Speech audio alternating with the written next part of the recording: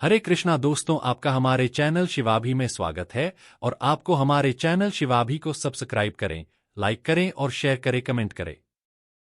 नवरात्रि की छठवें और सातवें दिन की कथा। छठवें दिन की कथा। मां कात्यायनी। नवरात्रि के छठवें दिन मां कात्यायनी की पूजा की जाती है।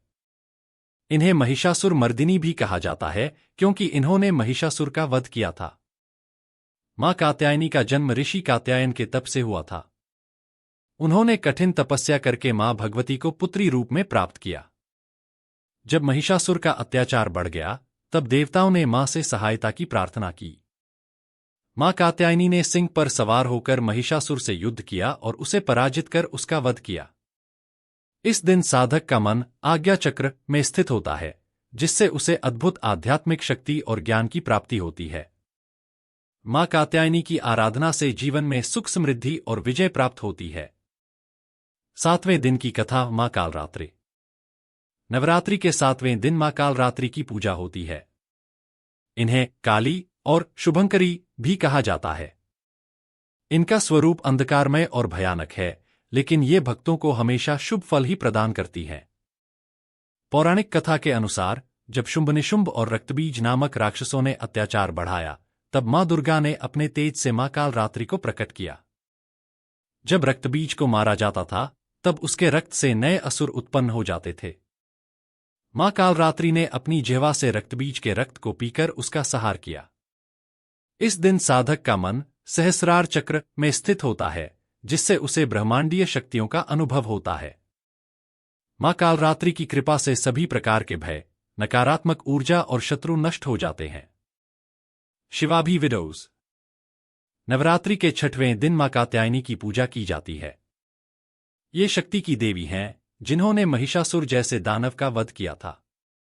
कथा के अनुसार, ऋषि कात्यायन ने मां भगवती को पुत्री रूप में प्राप्त करने के लिए कठोर तप किया, जिससे मां ने उनके घर जन्म लिया और कात्यायनी कहलाईं। जब देवताओं ने महिषासुर के अत्याचारों से मुक्ति की प्रार्थना की, तो मां कात्यायनी ने सिंह पर सवार होकर महिषासुर का वध किया। भक्तों को इस दिन मां की पूजा से साहस, ज्ञान और विजय की प्राप्ति होती है। शिवाभी विडोज। सातवें दिन मां कालरात्रि की आराधना होती है। इनका रूप भयंकर जरूर है, लेकिन ये अपने भक्तों को सदैव शुभ फल देती हैं। कथा के अनुसार, जब रक्तबीज नामक राक्षस को मारा जाता था, तो उसके खून की हर बूंद से नया राक्षस जन्म लेता था। तब मां कालरात्रि ने उस राक्षस का संहार किया और उसकी हर रक्त बूंद को पी लिया, ताकि कोई नया राक्षस न जन्म ले सके। मां कालरात्रि की पूजा से भय, नकारात्मकता और बुरी शक्तियों का नाश होता है और भक्त निर्भय और शक्तिशाली बनता है। मां कात्यायनी का ध्यान और पूजन करते समय साधक को अपने भीतर की शक्ति और साहस को जागृत करने का अनुभव होता है। माना जाता है कि इनकी उपासना से ग्रह बाधाएं भी शांत होती हैं। खासकर ब्रह्मचर्य और संयम से की गई पूजा का प्रभाव अत्यंत फलदायी होता है। इस दिन दुर्गा सप्तशती, देवी कवच और कात्यायनी स्तोत्र का पाठ करना विशेष फलदायक होता है। मां कालरात्रि की पूजा के दौरान दीपक जलाकर गूगल और लोबान की धूप दी जाती है। इनकी साधना रात्रि के समय विशेष मानी गई है। इस दिन भक्तों को अपने भीतर के अंधकार, भय और असुरतुल्य विचारों को त्याग कर मां से प्रकाश और निर्भयता की प्रार्थना करनी चाहिए। ऐसा माना जाता है कि मां कालरात्रि अपने भक्तों को संकट से पहले ही सचेत कर देती हैं और उसकी रक्षा करती हैं। दोनों देवियों की आराधना जीवन में संतुलन लाती है। एक ओर शक्ति और विजय का संचार करती है, तो दूसरी ओर भय और अज्ञान का नाश करती है। नवरात्रि के ये दिन आत्मसंयम और आत्मचिंतन के लिए भी बहुत उपयुक्त होते हैं। मां कात्यायनी की पूजा में लाल रंग का विशेष महत्व होता है। भक्त लाल वस्त्र पहनकर, लाल फूल चढ़ाकर और गुड़चना का भोग लगाकर उन्हें प्रसन्न करते हैं। यह दिन प्रेम, शक्ति और समर्पण का प्रतीक होता है। कहा जाता है कि जो व्यक्ति पूरी श्रद्धा से इस दिन मां की पूजा करता है, उसे जीवन में लक्ष्य प्राप्ति में सफलता मिलती है और हर कार्य में विजय का आशीर्वाद मिलता है। मां कालरात्रि की पूजा में नीला या काला रंग शुभ माना जाता है। भक्त मां को काले तिल, सरसों के तेल का दीपक, नीले या काले फूल अर्पित करते हैं। इनकी आराधना विशेष रूप से उन लोगों के लिए लाभकारी होती है जो अपने जीवन से डर, बाधा या अनजाने भय को समाप्त करना चाहते हैं। इस दिन तंत्र और मंत्र की साधनाओं का भी महत्व होता है, क्योंकि मां कालरात्रि की शक्ति अद्भुत और तुरंत फल देने वाली मानी जाती है। शिवाभी विडोज। इन दोनों दिन साधक का ध्यान केवल देवी की भक्ति और आत्मिक शुद्धता पर होना चाहिए। मन, वचन और कर्म से की गई उपासना से साधक को न केवल सांसारिक सुख बल्कि आध्यात्मिक ऊंचाइयों का अनुभव भी होता है। मां कात्यायनी को ब्रज की गोपियां भी पूजती थीं। मान्यता है कि उन्होंने भगवान श्री कृष्ण को पति रूप में पाने के लिए मार्गशीर्ष महीने में यमुना तट पर मां कात्यायनी की कठोर पूजा की थी। इससे यह भी स्पष्ट होता है कि मां की भक्ति से प्रेम में स्थिरता, विश्वास और मर्यादा आती है। मां की कृपा से वैवाहिक जीवन में मधुरता और स्थायित्व बना रहता है।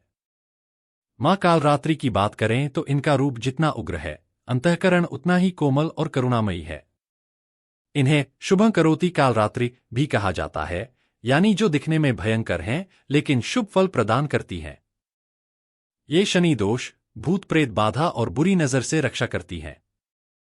कहते हैं कि इनकी साधना करने वाला व्यक्ति किसी भी संकट में डरता नहीं, उसका मन दृढ़ और आत्मा अडिग हो जाती है। शिवाभी विडोज। इन दोनों दिन साधक को भीतर झांकने का अवसर मिलता है, एक ओर शक्ति को पहचानने का और दूसरी ओर अंधकार से पार पाने का। नवरात्रि का यह समय केवल पूजा का ही नहीं, आत्मनियंत्रण और आत्मज्ञान प्राप्त करने का भी माध्यम है। मां कात्यायनी की पूजा से जहां प्रेम, विवाह और इच्छाओं की पूर्ति होती है, वहीं ये भक्त को जीवन में सही निर्णय लेने की शक्ति भी देती हैं। उनका स्वरूप संयम और समर्पण का प्रतीक है। साधक यदि सच्चे हृदय से मां का ध्यान करता है तो उसे भ्रम और मोह से मुक्ति मिलती है। ऐसा भी कहा जाता है कि इनकी कृपा से छठे दिन साधक का मन आज्ञा चक्र में स्थित होकर दिव्य ज्ञान और अंतर्ज्ञान की ओर अग्रसर होता है। मां कालरात्रि का उपासक मृत्यु जैसे भय को भी जीत लेता है। यह दिन साधकों के लिए साधना का चरम होता है। जो साधक इस दिन निर्भयता से उनका ध्यान करता है, उसके जीवन से नकारात्मकता दूर हो जाती है। मां की उपस्थिति से वातावरण भी शुद्ध और ऊर्जावान हो जाता है। इनकी उपासना से आध्यात्मिक बाधाएं दूर होती हैं और साधक गहन ध्यान और समाधि की स्थिति तक पहुंच सकता है। शिवाभी विडोज से जुड़े। इन दिनों की साधना से शरीर और आत्मा दोनों का शुद्धिकरण होता है। भक्त मां की आराधना से न केवल सांसारिक सुख प्राप्त करता है, बल्कि आत्मिक संतुलन और आध्यात्मिक उन्नति की राह पर भी अग्रसर होता है। यही नवरात्रि की सार्थकता है, भीतर की शक्ति को पहचानना और अंधकार पर प्रकाश की विजय। माता रानी की कथा जरूर सुने और आपको अपने जीवन में सुख और समृद्धि प्राप्त होगी और आप अपने परिवार को भी एहसास दिलवाएं आप उनसे प्यार करते हैं। माता रानी की कृपा आपके परिवार पर बनी रहे। उम्मीद है कि आप अपने जीवन में खुश रहने वाले लोगों से जुड़े हुए हैं। आपको हमारी वीडियो पसंद आएगी। जय श्री कृष्णा दोस्तों।